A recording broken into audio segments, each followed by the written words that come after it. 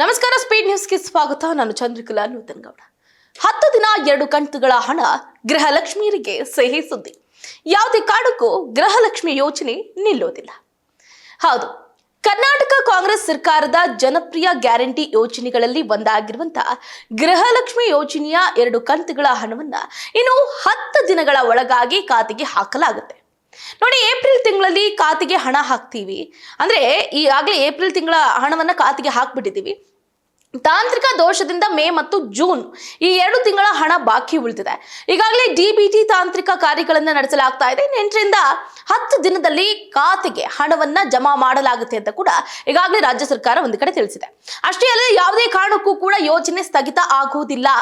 ನೋಡಿ, ಇದೇ ವೇಳೆ ಸರ್ಕಾರ ಗೃಹಲಕ್ಷ್ಮಿ ಯೋಜನೆಯನ್ನ ಸ್ಥಗಿತಗೊಳಿಸಿದೆ ಅನ್ನುವಂಥ ಊಹಾಪೋಹಗಳಿಗೂ ಕೂಡ ತೆರೆ ಎಳೆದಿದ್ದಾರೆ. ಯಾವುದೇ ಕಾರಣಕ್ಕೂ ಕೂಡ ಯೋಜನೆ ಸ್ಥಗಿತ ಆಗುವುದಿಲ್ಲ. ಇದು ರಾಜ್ಯದ ಮಹಿಳೆಯರ ಆರ್ಥಿಕ ಸಬಲೀಕರಣಕ್ಕಾಗಿ ಜಾರಿಗೆ ತರಲಾಗಿರುವಂತಹ ಒಂದು ಯೋಜನೆ. ಇದು ಚುನಾವಣಾ ಪೂರ್ವದಲ್ಲಿ ರಾಜ್ಯದ ಜನತೆಗೆ ಕೊಟ್ಟ ಮಾತಿನಂತೆ ನಾವು ಎಲ್ಲ ಯೋಜನೆಗಳನ್ನ ಮುಂದುವರಿಸಿಕೊಂಡು ಹೋಗ್ತಾನು ಇರ್ತೀವಿ ಅಂತ ಕೂಡ ಹೇಳಿದ್ದಾರೆ. ಇನ್ನು ರಾಜ್ಯ ಸರ್ಕಾರದ ಮಹತ್ವಾಕಾಂಕ್ಷಿ ಯೋಜನೆಗಳಲ್ಲಿ ಒಂದು ಕಡೆ ಭಾರಿ ಲೋಪದೋಷ ಆಗಿರುವುದು ಬೆಳಕಿಗೆ ಬಂದಿದೆ. ಗೃಹಲಕ್ಷ್ಮಿ ಯೋಜನೆಯಲ್ಲಿ ಆಗಿರುವಂತಹ ಲೋಪದ ಕುರಿತು ಈಗಾಗಲೇ ಸಿಎಜಿ ವರದಿಯಲ್ಲಿ ಸ್ಫೋಟಕ ಮಾಹಿತಿ ಕೂಡ ಒಂದು ಕಡೆ ಬಹಿರಂಗ ಆಗಿದೆ. ಏನಪ್ಪಾ ಅಂತಂದ್ರೆ, ಸಿಎಜಿ ಡೇಟಾ ಅನಾಲಿಟಿಕ್ಸ್ ವಿಭಾಗ ನಡೆಸಿದ ಆಡಿಟ್ ನಲ್ಲಿ ಲೋಪ ಪತ್ತೆ ಆಗಿದೆ ಅನ್ನುವಂಥ ವಿಚಾರ ಉನ್ನತ ಮೂಲಗಳಿಂದ ತಿಳಿದು ಬಂದಿದೆ. ಒಂದೇ ಬ್ಯಾಂಕ್ ನಲ್ಲಿ 19,020 ಫಲಾನುಭವಿಗಳಿಗೆ ಅಕೌಂಟ್ ಇದ್ದು ಭಾರಿ ಅಕ್ರಮ ನಡೆದಿರೋ ಶಂಕೆ ವ್ಯಕ್ತವಾಗಿದೆ. ಒಂದೇ ಅಕೌಂಟ್ ಸಾವಿರಾರು ಫಲಾನುಭವಿಗಳು. ನೋಡಿ, ಗೃಹಲಕ್ಷ್ಮಿ ಯೋಜನೆ ಪರಿಷ್ಕರಣೆ ಸರ್ಕಾರ ಮುಂದಾಗಿರುವಂತ ಒಂದು ಕಡೆ, ಇದರ ನಡುವೆ ಲೋಪ ದೋಷಗಳ ಬಗ್ಗೆ ಸಿಎಜಿ ವರದಿ ಕೊಟ್ಟ ಮಾಹಿತಿ ಬೆಚ್ಚಿ ಬೀಳಿಸುವಂತಿದೆ. ಒಂದೇ ಅಕೌಂಟ್ ನಲ್ಲಿ ಸಾವಿರಾರು ಫಲಾನುಭವಿಗಳ ಹೆಸರು ಇರುವ ವಿಚಾರ ಬಯಲಾಗಿದೆ. ಈಗಾಗಲೇ ಗೃಹಲಕ್ಷ್ಮಿ ಯೋಜನೆಯಲ್ಲಿ 75,000 ಕೋಟಿ ವಿತರಣೆ ಮಾಡಲಾಗಿದೆ. ಇದೀಗ ಸಿಎಜಿ ವರದಿಯಲ್ಲಿ ಗೃಹಲಕ್ಷ್ಮಿ ಯೋಜನೆಯ ಲೋಪ ಉಲ್ಲೇಖ ಆಗಿದೆ. ಒಂದೇ ಬ್ಯಾಂಕ್ ನಲ್ಲಿ 19,020 ಅಕೌಂಟ್.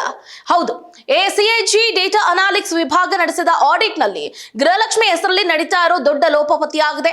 ಒಂದೇ ಬ್ಯಾಂಕ್ ಖಾತೆಗೆ ಹಲವು ಫಲಾನುಭವಿಗಳು ಅಕೌಂಟ್ ಹೊಂದಿದ್ದಾರೆ ಅಂತ ಹೇಳಲಾಗ್ತಾ ಇದೆ. ಹಾಗಾಗಿ ಈ ಖಾತೆಗಳನ್ನ ಅಂದ್ರೆ ಏನು 19,020 ಫಲಾನುಭವಿಗಳಿಗೆ ಒಂದೇ ಬ್ಯಾಂಕ್ ಖಾತೆ ಇರುವುದು ಎಲ್ಲರ ಒಂದು ಹುಬ್ಬೇರುವಂತೆ ಮಾಡಿದೆ. ಅಷ್ಟೇ ಅಲ್ಲದೆ 1.80 ಕೋಟಿ ಪದೇ ಪದೇ ಜಮೆ ಆಗಿದೆ. 8,995 ಖಾತೆಗಳಿಗೆ ಸುಮಾರು 1.80 ಕೋಟಿ ಪದೇ ಪದೇ ಜಮೆ ಮಾಡಲಾಗಿದ್ದು 10,36,308 ಫಲಾನುಭವಿಗಳು ಬ್ಯಾಂಕ್ ಖಾತೆ ಬದಲಿಸಿರುವುದು ಬೆಳಕಿಗೆ ಬಂತು. ಇನ್ನು ಬ್ಯಾಂಕ್ ಖಾತೆ ಇಲ್ಲದ 23,262 ಫಲಾನುಭವಿಗಳಿಗೆ ಹಣ ಸಂದಾಯ ಆಗಿದೆ. ಬ್ಯಾಂಕ್ ಖಾತೆ ಇಲ್ಲದವರ ಖಾತೆಗೆ 46.52 ಕೋಟಿ ಸಂದಾಯ ಆಗಿದೆ ಅಂತ ಹೇಳುವ ಮೂಲಕ ಸ್ಫೋಟಕ ಮಾಹಿತಿಯನ್ನ ಬಹಿರಂಗಪಡಿಸಲಾಗಿದೆ. ಇನ್ನು ಅರ್ಹರ ಪಟ್ಟಿಗೆ ಮುಂದಾಗಿದೆ ಸರ್ಕಾರ. ನೋಡಿ, ಸದ್ಯ ರಾಜಕೀಯದಲ್ಲಿ ಗೃಹಲಕ್ಷ್ಮಿ ಯೋಜನೆಯಲ್ಲಿ 1.30 ಕೋಟಿ ಫಲಾನುಭವಿಗಳಿದ್ದಾರೆ. ಮುಖ್ಯಮಂತ್ರಿಗಳ ಸಭೆಯಲ್ಲೂ ಸಿಎಜಿ ವರದಿ ಬಗ್ಗೆ ಏನು ಉಲ್ಲೇಖ ಆಗಿದೆ. ಸಿಎಜಿ ವರದಿಯನ್ನ ಆಧರಿಸಿ ಅನರ್ಹರ ಪಟ್ಟಿಗೆ ಸರ್ಕಾರ ಒಂದು ಕಡೆ ಮುಂದಾಗಿದೆ.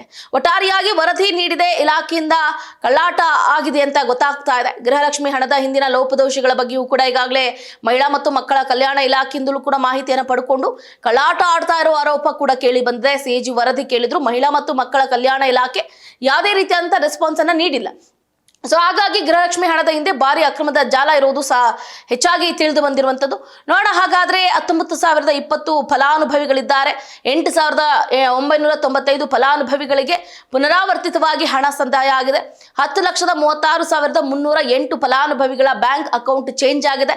ಬ್ಯಾಂಕ್ ಖಾತೆ ಇಲ್ಲದ 23,262 ಫಲಾನುಭವಿಗಳಿಗೆ ಹಣ ಸಂದಾಯ ಆಗಿದೆ. ಸೊ ಹೀಗೆ ಡಿಬಿಟಿ ಮೂಲಕ ಜಮೆ ಆಗುವ ಹಣ ಬ್ಯಾಂಕ್ ಖಾತೆ ಇಲ್ಲದೆ ಜಮೆ ಆಗಿದ್ದು ಹೇಗೆ, ಖಾತೆ ಇಲ್ಲದೆ ಹಣ ಜಮೆ ಆಗಿದ್ದು ಹೇಗೆ ಅನ್ನುವಂತಹ ಪ್ರಶ್ನೆ ಉದ್ಭವ ಆಗ್ತಾ ಇದೆ. ಒಟ್ಟಾರೆಯಾಗಿ ಖಾತೆ ಇರುವಂತವರಿಗೆ ಯಾವುದೇ ರೀತಿಯಾದಂತಹ ತೊಂದರೆ ಆಗೋದಿಲ್ಲ. ಬಟ್ ಈ ರೀತಿಯಾದಂತಹ ಫೇಕ್ ಆಟಗಳನ್ನ ಆಡಿರೋರಿಗೆ ತೊಂದರೆ ಆಗುತ್ತೆ ಅಂತ ರಾಜ್ಯ ಸರ್ಕಾರ ತಿಳಿಸಿರುವಂತದ್ದು. ಇದಾಗಿತ್ತು ಇವತ್ತಿನ ಅಪ್ಡೇಟ್. ನೋಡ್ತಾ ಇರಿ ಸ್ಪೀಡ್ ನ್ಯೂಸ್, ಸುದ್ದಿ ನಿಮ್ಮದು, ವೇಗ ನಮ್ಮದು.